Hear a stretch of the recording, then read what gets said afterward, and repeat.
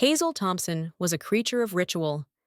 Every morning, at exactly 5:45 a.m., she would push open the creaky door of the Sunnyside diner with a metallic clatter, her breath clouding in the cold, crisp air. She'd fumble with her keys, third one from the left for the top lock, the gold-rimmed one for the bottom, and give a little grunt when the stubborn door finally yielded. The bell above it jingled a lonely chime as she stepped inside. The diner, still dark and humming with the quiet electricity of slumbering appliances, welcomed her like an old friend. She always whispered good morning to the counter, as if the stools and coffee pots had ears.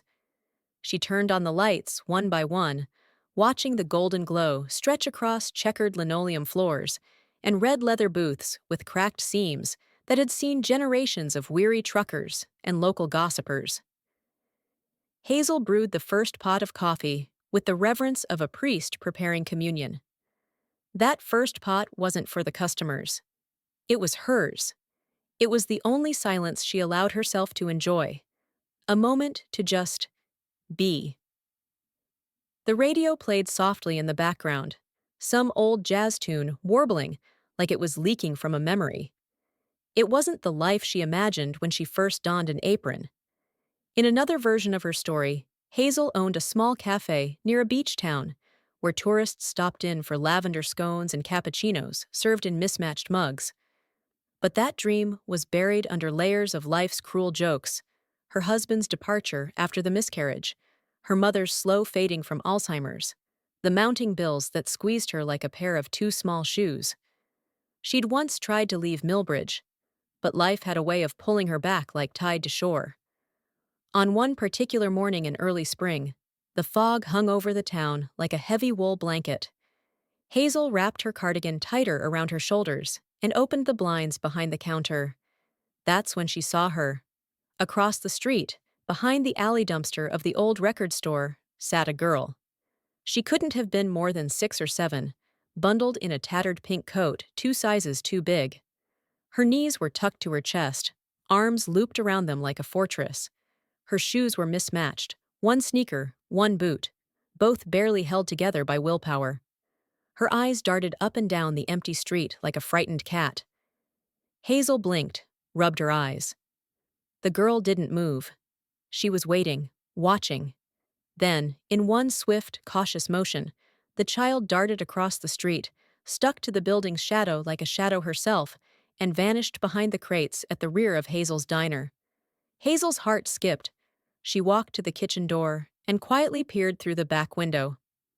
There she was again, kneeling, not rummaging, just sitting. Hazel didn't say anything. Not that day. But the next morning, she prepared a small paper bag, 2 pancakes, a scrambled egg folded into a napkin, and a small orange juice. She placed it on the back crate just after sunrise. She didn't call out. She didn't wait. From inside, she watched as the girl emerged 15 minutes later, eyes darting, small hands trembling as she clutched the bag and vanished like vapor into the alley. It became routine. By the 3rd day, Hazel included a note scribbled on an old receipt. "You're welcome any time." On the 4th day, the girl came in. The bell above the door chimed with its usual cheer. But this time, Hazel looked up and froze. The little girl stood there, mud-caked shoes, coat fraying at the cuffs, blue eyes wide but unafraid. She didn't speak, just walked to the farthest booth by the window and sat with the posture of someone unsure they were allowed to exist. Hazel brought over a plate of pancakes, the kind she always made extra fluffy. The girl stared at them, then at Hazel, then picked up the fork. Hazel went back behind the counter and didn't interrupt.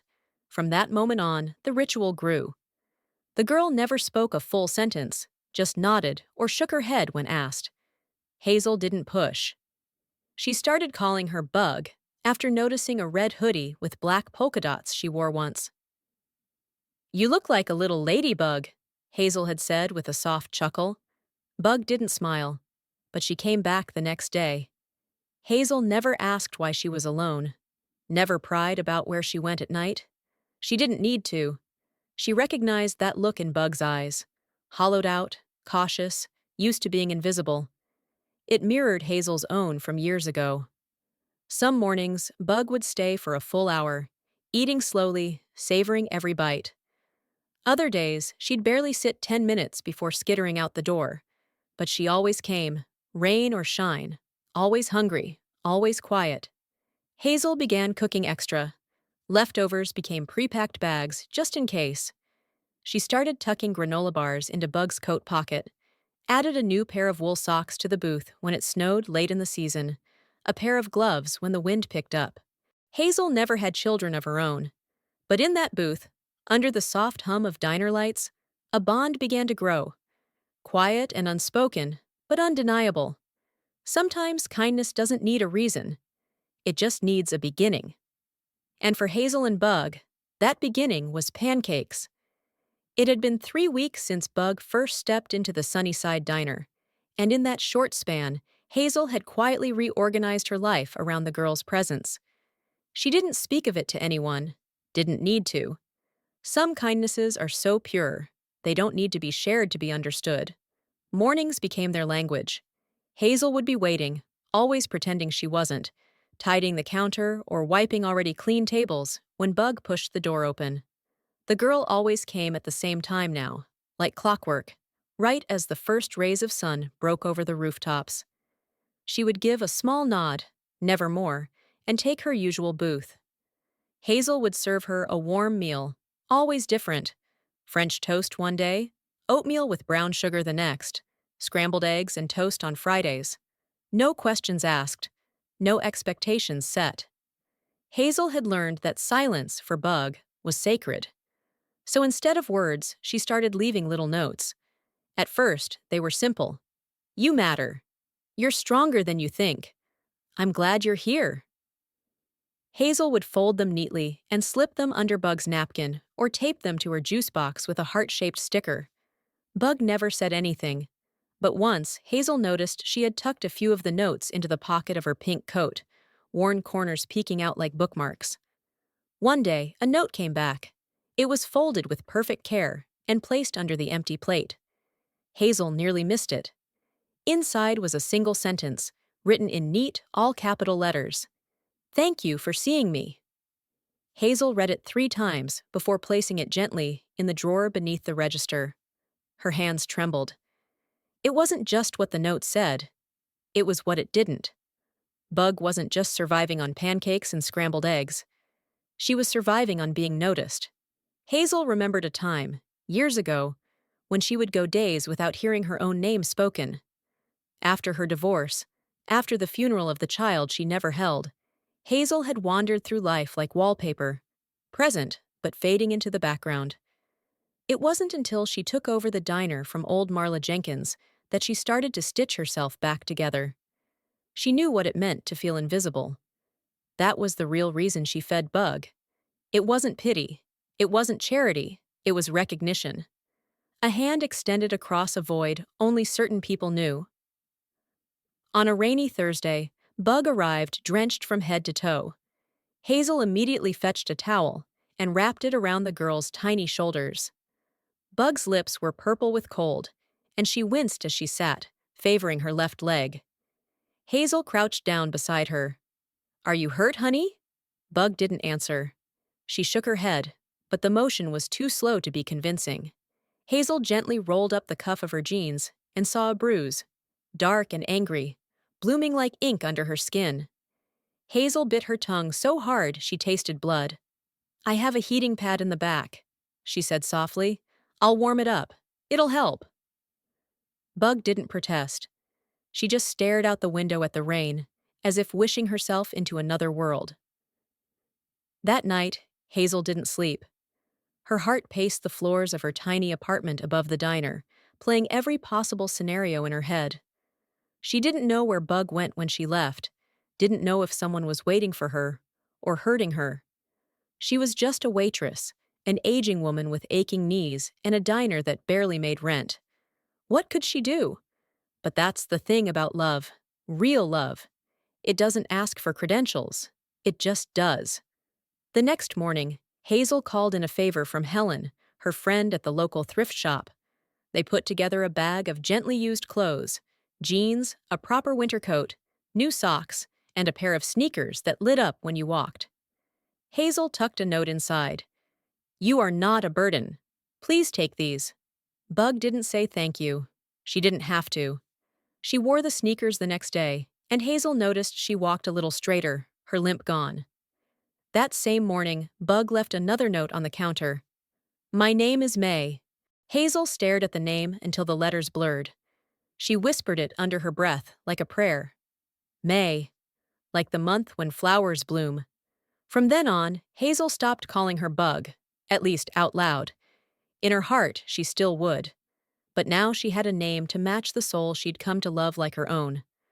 A girl who had once only existed in the shadows now had a place, a plate, and a person who would never let her disappear again. And neither of them knew that the next chapter of their story was already in motion. Because the very next morning, a silver Rolls-Royce would glide into the parking lot of the Sunnyside Diner, and nothing would ever be the same again. The next morning felt different. There was no fog, no chill biting at the windows, just a strange quiet, like the world was holding its breath. Hazel couldn't explain it, but something in her gut told her this wasn't going to be just another day of pancakes and scrambled eggs. At exactly 7:14 a.m., just minutes before May usually arrived, the soft purr of a high-end engine broke the silence of Main Street.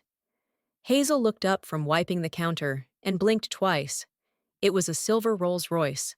Sleek, impossibly clean, with chrome that sparkled like diamonds under the morning sun. It didn't belong on her street. This was Millbridge, where the fanciest car you'd see was a '97 Cadillac with duct tape on the bumper. A Rolls-Royce was like a unicorn in a barnyard. The car slowed, turned deliberately into the diner's parking lot, and stopped perfectly between two faded white lines. The engine cut.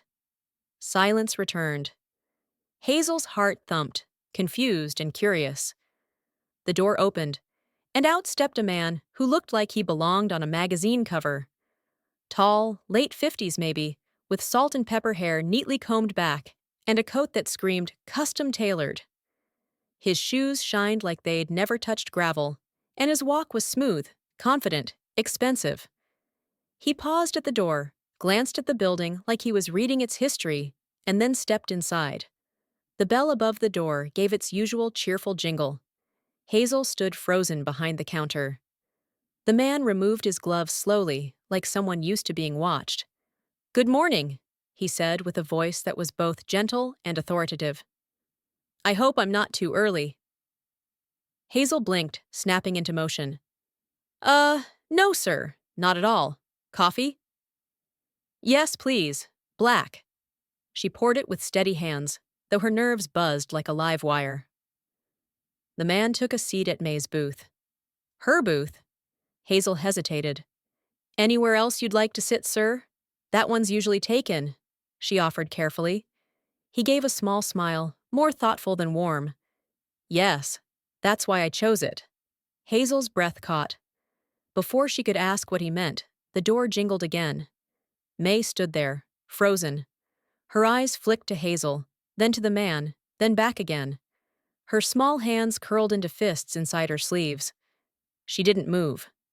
The man stood. "May," he said softly, like her name was something sacred. Hazel stepped out from behind the counter instinctively, protective energy rising in her chest. "Sir, do you know this girl?" He turned to her, his expression unreadable. "I've been looking for her for 6 months." Hazel blinked. "Looking?" May backed up one step, then two. "May, sweetheart, please, just let me talk to you," the man said, his voice tight now. "I'm not here to take you away. I need to explain." Hazel put a hand on May's shoulder, grounding her. "You okay, honey?" May's eyes were glassy. He's my grandfather," she whispered, her voice barely audible. Hazel looked up, stunned. The man nodded slowly. "Yes. My name is Charles Whitmore. May is my granddaughter. Her mother, my daughter, passed away last year. There was an accident." Hazel's heart cracked in two. May hadn't run away from a house. She had run away from grief. Charles continued. "We were trying to find her. I thought maybe she didn't want to be found. But then, someone sent me a photo." He reached into his coat pocket and pulled out a crumpled flyer. An image taken from across the street. May, sitting at the booth, sunlight pouring in behind her. A plate of pancakes in front of her. "I don't know who took it," he said, voice shaking. "But when I saw it, I knew it was her. She used to eat pancakes every Sunday with her mom. It was their thing." Hazel felt her knees weaken. She guided May to sit down and took the seat beside her. "Why didn't you tell anyone, sweetheart?" she asked gently. May sniffled. "I didn't want to go back. I didn't want to leave Mom behind." Charles crouched beside the booth. "She's not behind, May. She's with you, every step.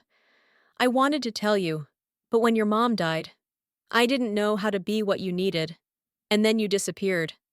I thought I lost you, too." Hazel watched the girl's face crack open, emotions spilling through. "I didn't want to be a burden," May said quietly. "You looked so sad." Charles blinked, tears threatening to fall. "Oh, sweetheart, you were never a burden. You were the only thing that kept me breathing." Hazel gently squeezed May's hand. "No one who sees you as a burden deserves you. But maybe this one. Maybe he just didn't know how to show it yet." May looked at Hazel, then at Charles. Then she leaned forward and hugged him. He clutched her like a lifeline. Hazel turned away, tears rolling silently down her cheeks. She had seen her fair share of pain in this diner. Breakups, job losses, tearful confessions over coffee. But this moment, this was different. It was healing in real time. And as Charles wiped his eyes and promised to never let her feel invisible again, Hazel realized something profound. Sometimes the greatest gift we give isn't food or shelter. It's space. A safe booth, a warm meal, a note that says, "You matter." Because in that space, a broken heart can find its way home. The days after the Rolls-Royce visit felt surreal. It was like a spell had been broken, but not in a bad way. May still came to the Sunnyside Diner every morning, but now she was accompanied by Charles. The silver car looked no less out of place in the gravel parking lot, but Hazel had grown fond of the sight. It reminded her of a fairy tale, except this one had no prince, no perfect ending. Just two people trying to stitch a family back together with awkward words and halting conversation over waffles. Hazel watched them from behind the counter each morning. She kept serving them like always, slipping extra strawberries onto May's plate and refilling Charles's coffee before he could ask. She noticed how May started to smile more. Not big, flashy ones, just tiny curves at the corners of her lips, like shy wildflowers blooming under the warmth of a long-awaited sun. Charles started asking questions, too. About school, about what May liked to draw, even about Hazel herself. "You've been feeding my granddaughter for weeks," he said one day. "That's not something I can repay with a thank you." Hazel just smiled. "I didn't do it for a thank you." "You gave her more than breakfast," he said softly. "You gave her a safe place when the world felt like too much." Hazel looked down, embarrassed. "I know what that feels like. And I know how long it takes to stop holding your breath in places that aren't safe." Charles looked at her differently after that, like he finally saw the whole picture. Later that week, Charles invited Hazel to join them for breakfast. "You should sit with us," he said. "At least once. You've earned that much." She hesitated, then slid into the booth.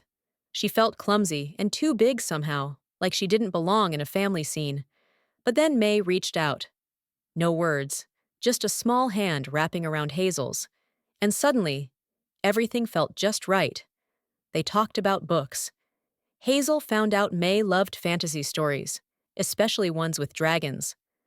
Charles revealed that he'd been working from home more, trying to downsize his corporate consulting firm so he could spend more time being, well, human. Hazel laughed. "You should try waitressing. It'll human you real quick." But all jokes aside, something had shifted. The booth was no longer a sanctuary for one lonely girl. It had become a table for three, an island of connection in a world that often felt too fast, too cold, too unkind. Still, Hazel felt the clock ticking. One morning, May came in wearing a new backpack. "I'm going to school again," she said, voice light but nervous. "I haven't gone since, you know." Hazel nodded. "You ready?" May shrugged. "I think so. Grandpa says he'll be close, and there's a counselor at school I can talk to." Hazel smiled. "That's good, honey. That's real good."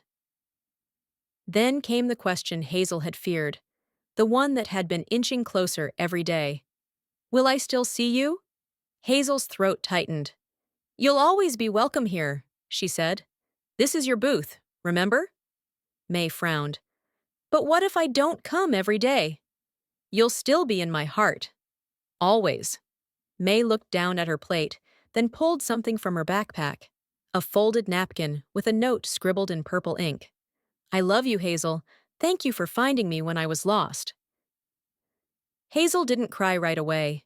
She waited until the booth was empty, the plates cleared, the coffee pot cleaned.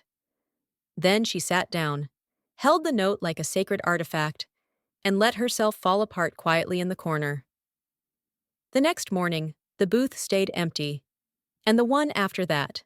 Hazel kept making pancakes, out of habit more than hope. But she didn't feel empty, because for the first time in years, she didn't feel invisible either. 2 years later, the Sunnyside Diner looked exactly the same. The Formica counters still had little scratches from coffee mugs. The jukebox in the corner still only played oldies. And Hazel was still there, apron tied, smile soft, and heart a little fuller than it had been before. May didn't come in every day anymore. She had a life now, a real one. Friends, school, soccer practice. But every so often, on a weekend or a school holiday, the silver Rolls-Royce would return, like a comet gracing the sky. And Hazel's heart would do that little skip. But on most days, things were simple again. That morning started like any other. Eggs sizzling on the griddle, a few regulars in their usual booths, and Hazel humming as she poured coffee. Then someone she didn't recognize stepped inside. Young, maybe in his 20s, with a camera rig strapped to his chest and a small crew behind him. A woman with a clipboard followed, and behind them, May. Taller now, more confident. Her hair was longer, and she wore a jean jacket covered in patches and pins. She looked older, wiser even, but her eyes still lit up when she saw Hazel. Hazel rushed over, hugging her tight. "What in the world is all this?" she asked, laughing nervously, eyeing the camera gear.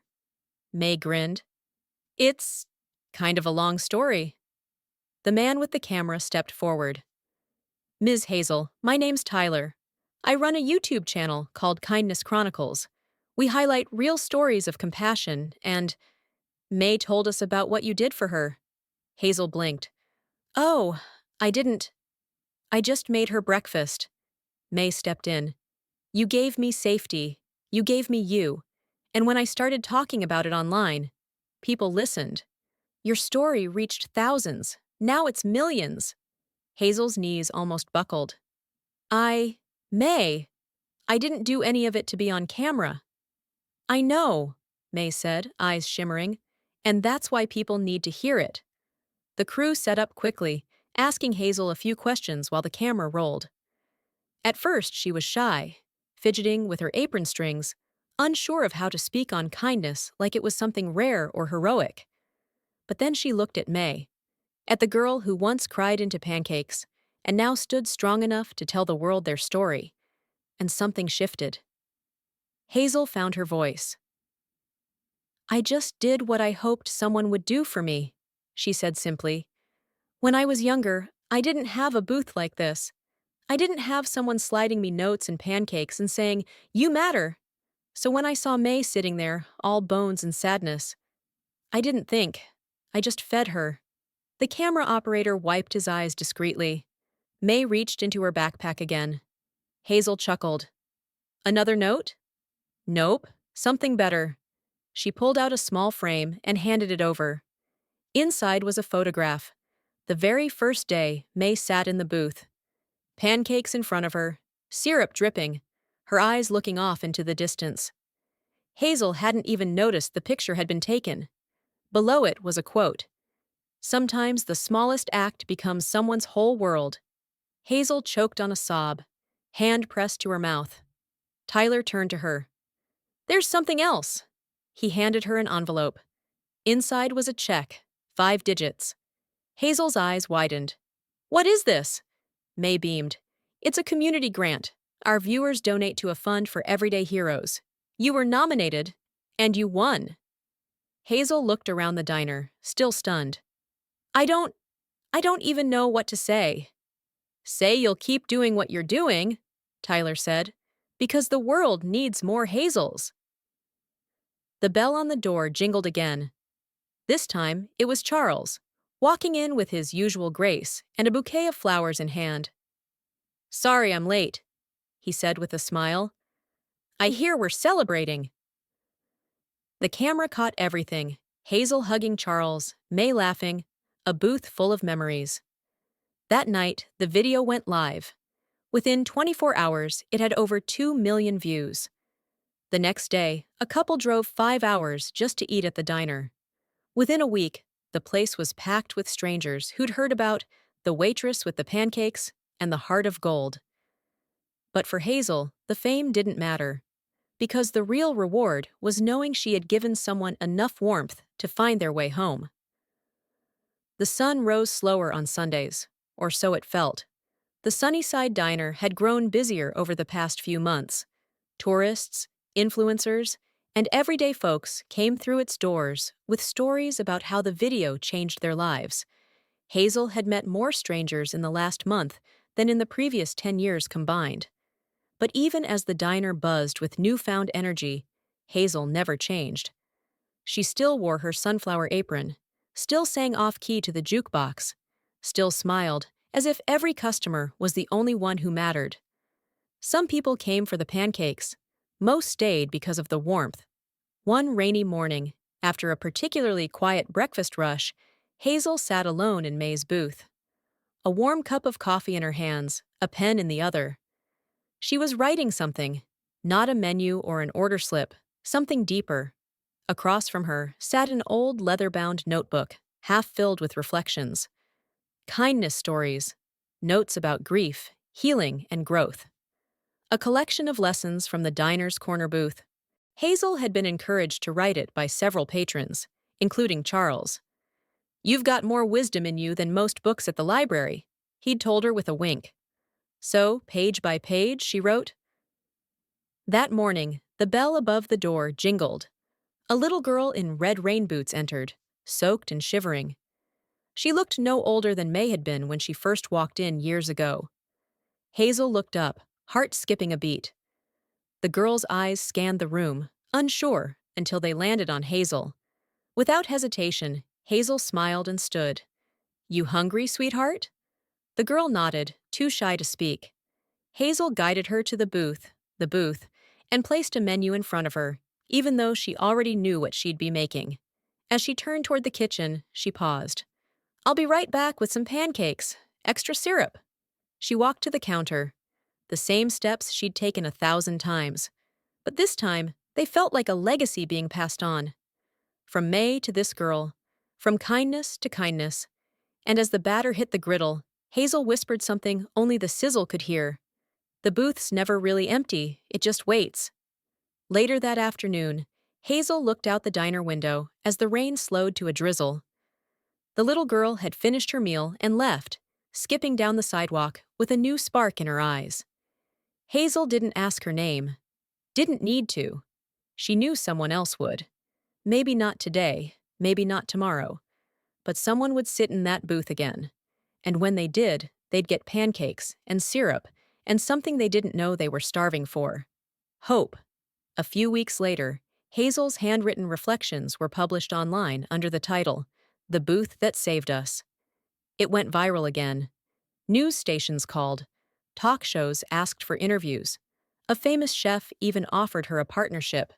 Hazel said no. Because the booth wasn't about branding or fame. It was about people, one plate at a time.